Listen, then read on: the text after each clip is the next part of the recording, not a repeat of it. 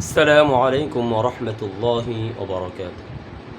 সম্মানিত দর্শক মণ্ডলী, ফেসবুকে অনেক জায়গায় দেখতে পাচ্ছি যে অনেক হুজুর বা আলেম ওলামা কথা বলছেন যে কওমি মাদ্রাসা এমন একটি মাদ্রাসা যে মাদ্রাসায় শুধু কোরআন এবং সুন্নাহর ইলমই দেওয়া হয়, জাগতিক দুনিয়াবি কোনো শিক্ষা দেওয়া হয় না, যার কারণে দেশ জাতি উন্নয়ন অগ্রগতি প্রগতি ক্ষেত্রে তাদের কোনো অবদান নেই, তারা কাজ করতে পারে না।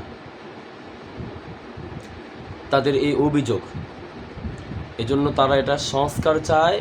সংস্কারের মধ্যে দুনিয়াবি বিভিন্ন জ্ঞান বিজ্ঞান তারা এখানে প্রবেশ করাতে বা ঢুকাতে চায়।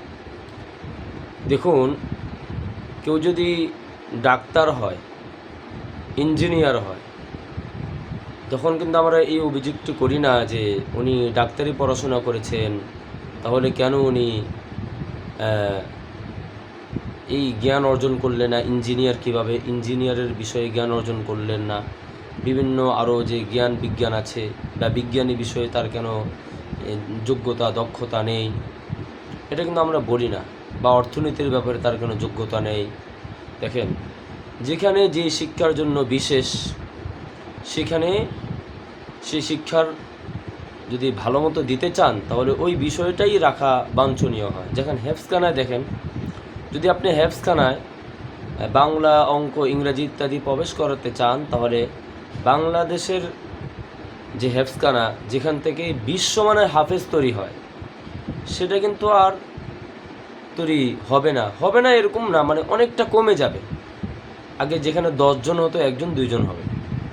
এরকম কওমি মাদ্রাসার মধ্যে যদি আপনি সামান্য কিছু জ্ঞান রাখতে পারেন, 2-4টি অপ্রয়োজনীয় কিতাব যেটা বাদ দিলেও চলে, মূল ইলমের বিষয় নয়, উর্দু ফার্সি বাদ দিয়ে যদি আপনি এখানে প্রবেশ করান অন্য বিষয়, সেটা হতে পারে। কিন্তু যদি বেশি সংস্কার হয়ে যায়, অন্য বিষয়ে 1-2টার বেশি কিতাব প্রবেশ করানো হয়, তাহলে এখান থেকে যে কোরআন সুন্নাহর গভীর ইলম অর্জন করার বিষয়টা, সেটা কিন্তু হবে না।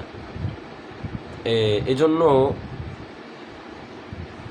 আমাদের উচিত এটাকে কোরআন সুন্নাহর যাতে মৌলিক ইলম অর্জন হয় এবং এখান থেকে যেন ভালো আলেম তৈরি হয়, সেটাকে ঠিক রেখে যতটুকু সংস্কার করালে দুনিয়াবি কিছু ফায়দা নেওয়া যায়, সেটা করা যায়।